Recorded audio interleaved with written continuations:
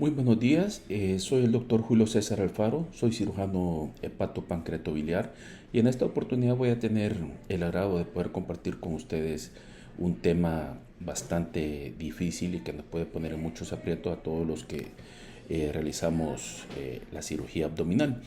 El tema que les hablaré es sobre la colecistitis aguda en casos especiales, específicamente en aquellos pacientes que tienen cirrosis hepática.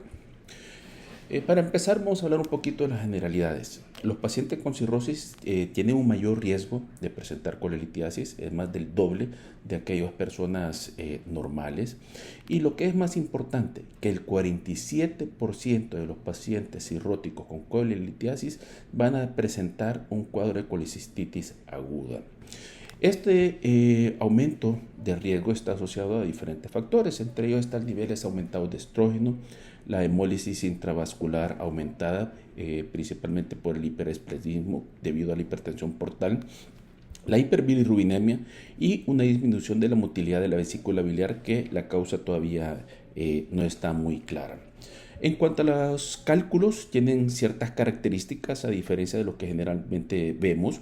Los cálculos de los pacientes cirróticos son pardos, son pigmentados y generalmente están formados por bilirrubinato cálcico. Y esto es muy importante porque estos cálculos son mucho más duros, difíciles de fragmentar a comparado a los que son de colesterol, que son formados por cristales de colesterol. La otra importancia es que estos cálculos de bilirrubinato cálcico son los que nosotros podemos observar en las tomografías, porque sí pueden dar o son más evidentes obviamente por el calcio que tienen presente. Y los de colesterol pues son más difíciles o generalmente no se logran visualizar en las tomografías. Es importante tener varios puntos, por ejemplo, la indicación quirúrgica, a quiénes vamos a operar. Es importante saber que los pacientes asintomáticos solo serán manejados con observación. No tienen indicación quirúrgica, ya que solo el 2% presentarán complicaciones asociadas. Y en el caso de que hay indicación quirúrgica, la colecistectomía laparoscópica es la ideal y debe ser de manera electiva, de manera idónea. Lo otro importante es la estratificación de riesgo de estos pacientes. Para eso nosotros utilizamos lo que es la escala de Child-Pugh y esa prácticamente es una escala que nos da información sobre la función del hígado. Es la escala que más utilizamos y más fácil de poder utilizar, y es muy importante que todo paciente que nosotros evaluemos con enfermedad hepática debe tener la clasificación de Child-Pugh. Los pacientes que son Child-Pugh C no son candidatos a ningún tipo de cirugía, que tiene una morbilidad y una mortalidad muy alta, y por eso es importante que nosotros tenemos que clasificar los pacientes y estadificarlos según la escala de Child-Pugh. También tenemos otras escalas, que es la MEL, que se utiliza para los pacientes que van a ser en trasplantados. Sin embargo, pues es un poquito más no tediosa, sino que todavía no estamos muy familiarizados en el país con ella, pero prácticamente eso va a ir cambiando poco a poco con la implementación de los trasplantes hepáticos. Aquí les muestro un poco de lo que es la escala de Child-Pugh, que prácticamente valora 5 parámetros: la citis, la encefalopatía, la albúmina, bilirrubina y el INR. A cada uno de estos factores se les da un puntaje máximo hasta 3, y así podemos ver que un Child-Pugh A es aquel que tiene 5 o 6 puntos con una sobrevida del 100% a un año. El Child B es 7 a 9 puntos con una sobrevida del 80% en un año, y el Child-Pugh C es aquel que tiene arriba de 10, y como podemos ver pues la sobrevida a un año es nada más del 45%. ¿Por qué vuelvo a ser enfático en que es importante que nosotros manejemos y conozcamos y podamos estadificar bien a nuestros pacientes con cirrosis?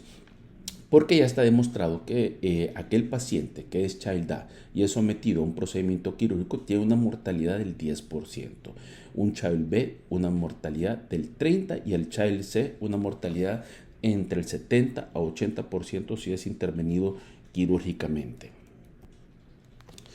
En cuanto al procedimiento que se le debe realizar a estos pacientes, siempre ha existido bastante controversia si debe ser abierto o laparoscópico. Sin embargo, pues ya todos los estudios han demostrado que la colecistectomía laparoscópica es superior a la colecistectomía abierta. Sin embargo, todavía el riesgo de conversión a una cirugía abierta es más o menos el 5% en los pacientes cirróticos. Otra de las opciones que nosotros tenemos es la colecistectomía subtotal. Esta, como todos sabemos, hay dos tipos, que es la fenestrada y la reconstitutiva.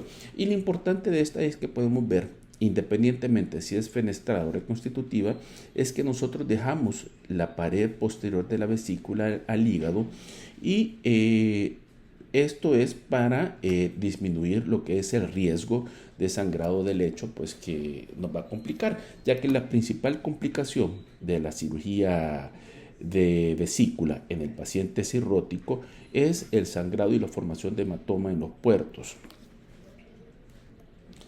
En cuanto a las técnicas para lograr una hemostasis, se ha recomendado que el bisturí armónico es el que tiene mejores resultados. Sin embargo, se puede ocupar cualquier instrumento de energía avanzada. También no debemos escatimar el uso de hemostáticos tópicos como lo es el Surgiflo, el Spongostand, o cualquier otro tipo de hemostático que tengamos, incluso gasas con ácido tranexámico, que nos pueden ayudar a controlar lo que es el sangrado. El algoritmo de manejo de estos pacientes, prácticamente, como habíamos dicho, se va a dividir en aquellos pacientes que tienen síntomas y los pacientes que no tienen síntomas. Aquellos pacientes que no tienen síntomas, el algoritmo nos dice que tiene que ser nada más observación y seguimiento de estos casos. Sin embargo, aquí empezamos ya con aquellos casos que a nosotros más problemas nos puede traer o más dificultades técnicas y complicaciones postoperatorias. Y son aquellos pacientes que son sintomáticos. Los pacientes que son sintomáticos y tienen alguna otra complicación asociada, que es muy común en este tipo de pacientes, ya que la mayoría tienen comorbilidades como ser diabéticos, enfermedad pulmonar obstructiva crónica, hipertensión, ascitis. Entonces se tratan esas complicaciones primero.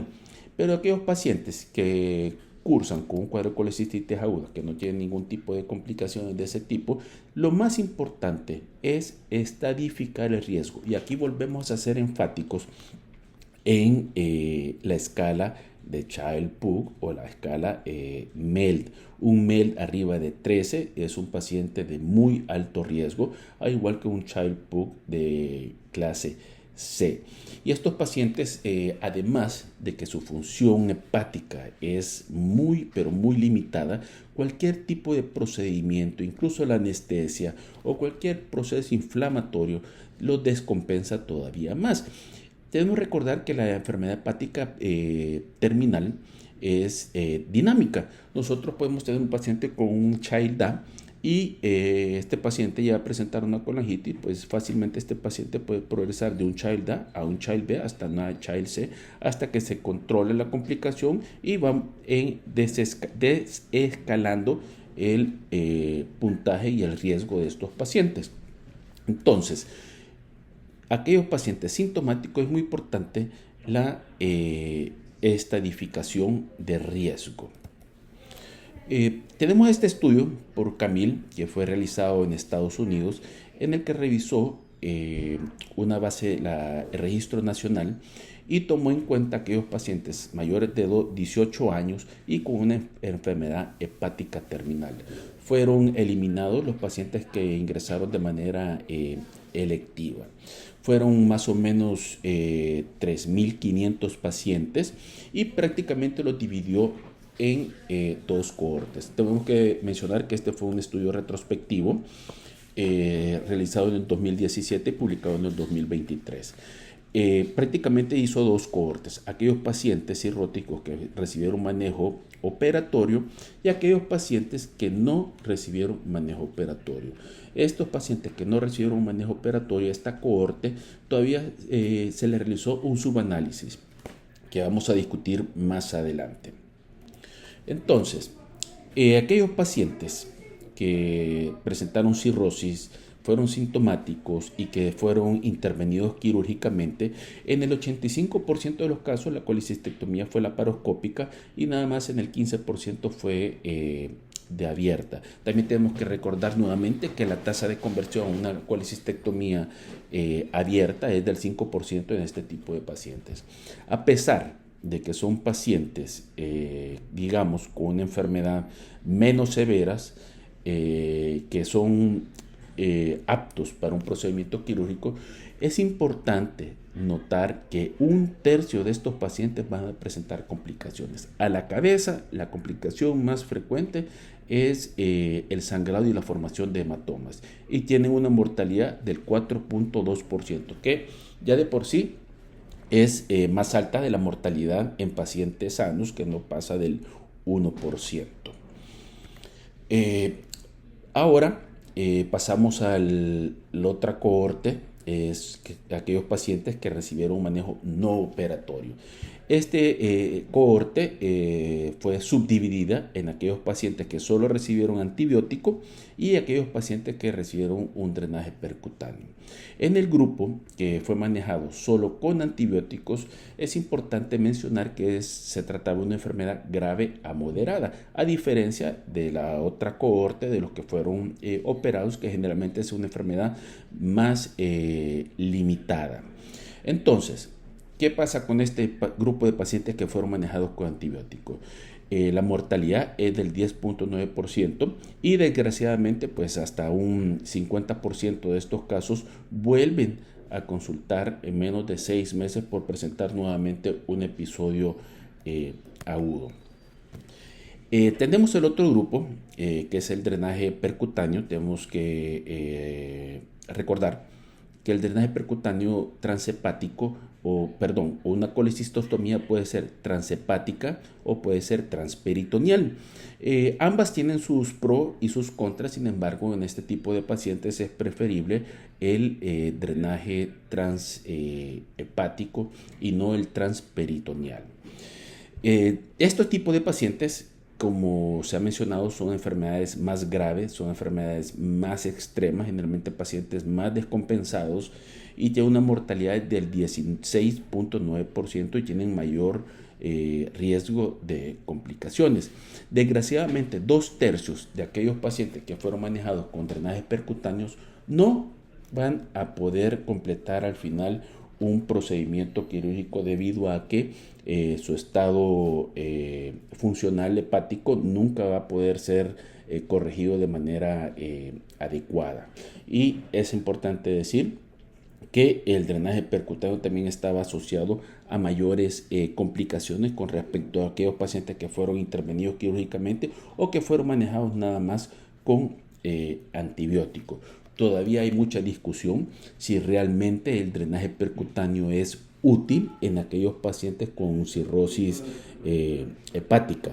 Estos pacientes generalmente son un Child C y ya de por sí pues no son candidatos a un procedimiento quirúrgico y solo vamos a operar a aquellos pacientes prácticamente que tengan una complicación que pone en riesgo inmediata la vida, como es una peritonitis biliar por una perforación.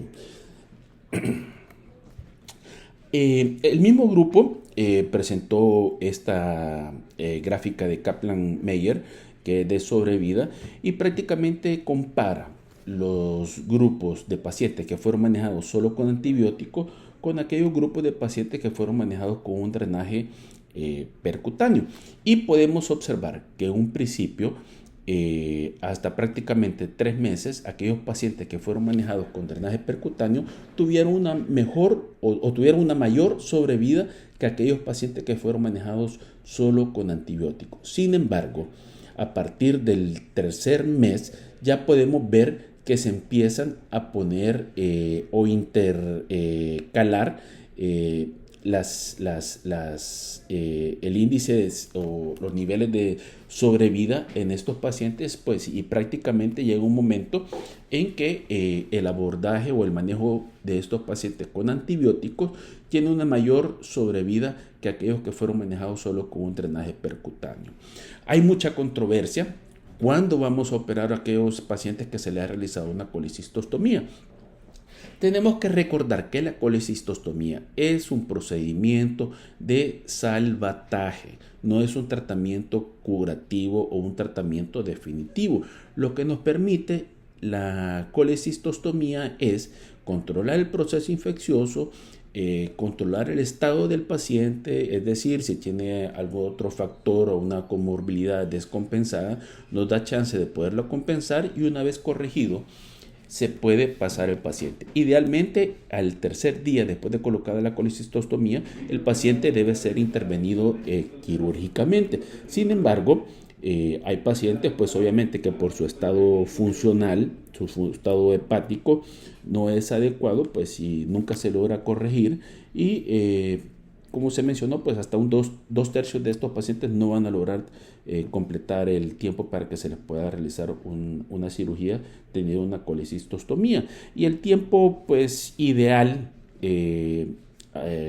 para la colecistectomía en aquellos pacientes que tienen este tipo de procedimiento es entre las 6 y 8 semanas posterior a la colocación de la sonda de colecistostomía por radiología intervencionista. Este tiempo debería ser más que suficiente, uno, para que el proceso inflamatorio ya haya disminuido y dos, tiempo suficiente para que todas las patologías que lo puede llegar a descompensar o que no permitió que fuera operado en el momento se pueda compensar y ya el paciente pueda ser intervenido sin ningún tipo de problema.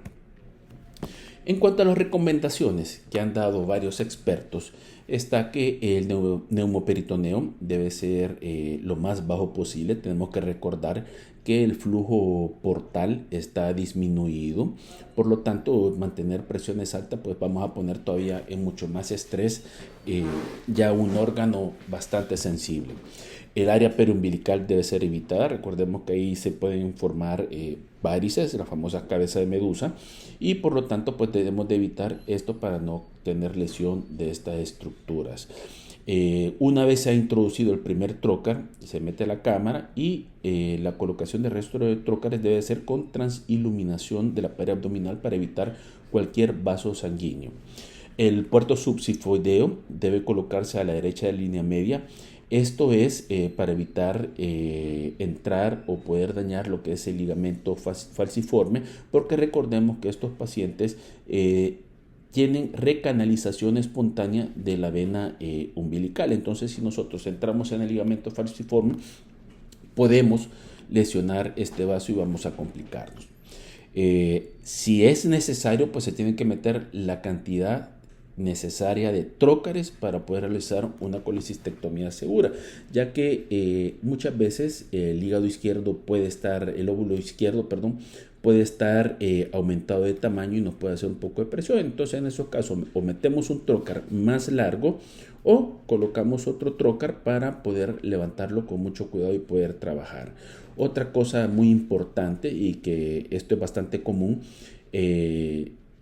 evitar la tracción excesiva de la vesícula biliar. Muchas veces ni siquiera se ha empezado prácticamente a disecar la vesícula, pero durante la tracción se desgarra y empieza a sangrar y a sangrar lo que es el hígado y es muy difícil de poder controlar y muchas veces puede llegar a ser tan severo que el paciente se convierte, se deja empacado y posteriormente pues hay que completar el procedimiento una vez que se ha logrado una adecuada hemostasia que ya está afectada en estos pacientes. Otra cosa muy importante es el no uso de drenajes, especialmente en aquellos pacientes que tienen algún tipo de ascitis.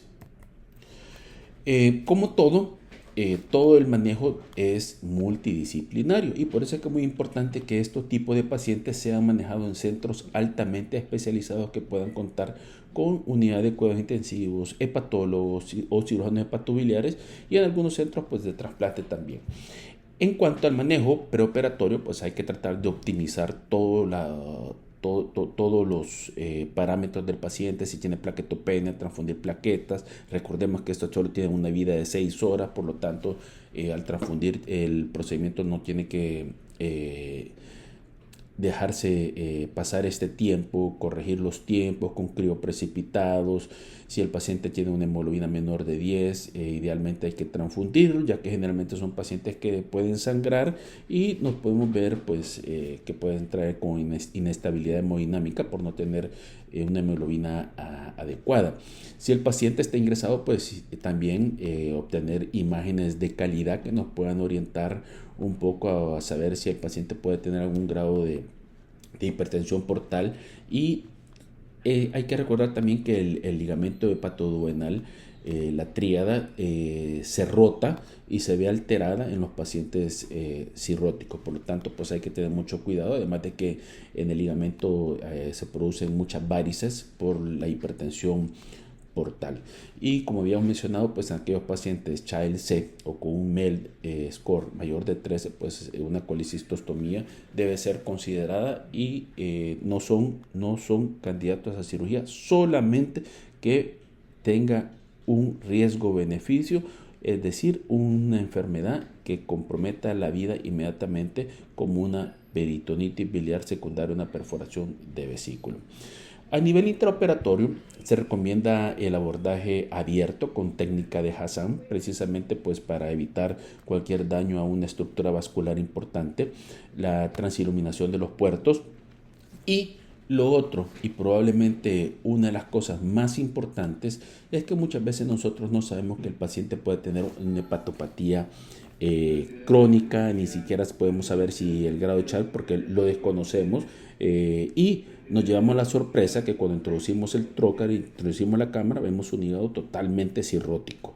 Entonces es válido que si vemos un hígado muy difícil, muy cirrótico, muy pétreo, con varices, es válido solo sacar la cámara y referir al paciente a un centro altamente especializado que tenga unidad de cuidados intensivos, donde encuentren un cirujano hepatobiliar para que pueda tomar el caso y poderlo realizar de la mejor manera. Como todos sabemos, estos casos de los pacientes cirróticos pueden llegar a ser muy complicados. Si es necesario, pues no duden en convertir el paciente. Si consideran que tiene que quedar empacado, pues se deja empacado el paciente. Eso no hay ningún tipo de problema. Y lo más importante es saber nuestras capacidades. Si nosotros estamos en un centro que tenemos insumos limitados, es decir, no tenemos disponibilidad de sangre, no tenemos disponibilidad de crioprecipitados, no tenemos hemostáticos, no tenemos unidad de cuidados intensivos por si el paciente se llega a descompensar todavía más y requiere apoyo especial. Ese tipo de paciente, y conociendo nuestras limitantes, tanto de infraestructura o incluso reconociendo nuestras capacidades técnicas, ese tipo de paciente tiene que ser referido lo más pronto posible para poderle brindar la atención adecuada. Ahora, para finalizar, lo más importante, saber cuándo referir a un paciente, saber cuándo no voy a operar a un paciente. Paciente asintomático, manejo observador, manejo expectante. Paciente con síntomas, estadificar, y es básico, elemental que le saquemos el Child Book, ya que eso nos va a dar y nos va a orientar hacia qué tipo de tratamiento le debemos de dar al paciente. Si nosotros tenemos un Child B, un Child C, inmediatamente referirlo a otro centro. También lo importante, pues saber las diferentes técnicas que nosotros podemos utilizar para poder tener una colecistectomía segura, y recordar que este tipo de pacientes ya de por sí son complicados y son propensos a presentar mayor complicaciones. Hasta un 30-40% de todos los pacientes van a presentar algún tipo de morbilidad, siendo la más frecuente, obviamente, lo que es el sangrado y formación de hematoma en los puertos y en el lecho de la vesícula. Así que muchas gracias, espero que haya servido esta presentación. Cualquier cosa, cualquier duda, pues estoy a la orden.